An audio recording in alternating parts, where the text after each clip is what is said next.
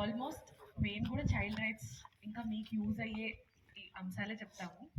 ఇంకొకటి ఏంటంటే luckily coincidentally ఇవాళ గర్ల్ చైల్డ్స్ డే అయింది and we are very happy to be here. So already మీరు ఎలిమెంటరీ స్కూల్ ఎండ్లో ఉన్నారు, 4th 5th ఉన్నారా అంతేనా? Oh high school, oh sorry 6 to 10. Okay, sorry అండి.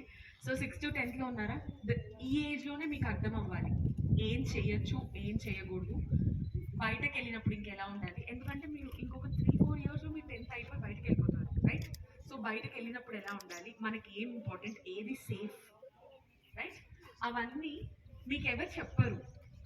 ఇలా వచ్చి క్యాంప్స్ లాగా చెప్పడమే కానీ ఇంట్లో ఎవరు చెప్పరు. ఇంట్లో ఎవరు చెప్పారు ఎప్పుడైనా? ఎవరు చెప్పరు. కానీ స్కూల్స్లో చెప్తారు. మీ టెక్స్ట్ బుక్స్లో లాస్ట్ పేజ్ ఉంటుంది, చూడండి ఒకసారి.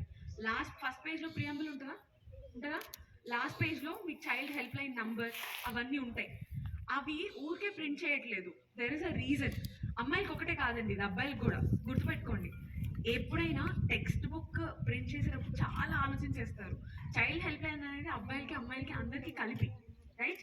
మెంటల్ ప్రాబ్లమ్స్ ఉన్నా, ఇంట్లో ఏదైనా అబ్యూస్ అవుతున్నా, ఫిజికల్ అబ్యూస్, మెంటల్ ఏది అవుతున్నా కూడా ఈ చైల్డ్ హెల్ప్ లైన్ 1098 అదే మీకు ఫార్ములా లాగా ఇట్లా మనసులో ఉండిపోవాలి. ఎప్పుడు నిద్ర లేకపోతే ఇట్లా చెప్తుండాలి.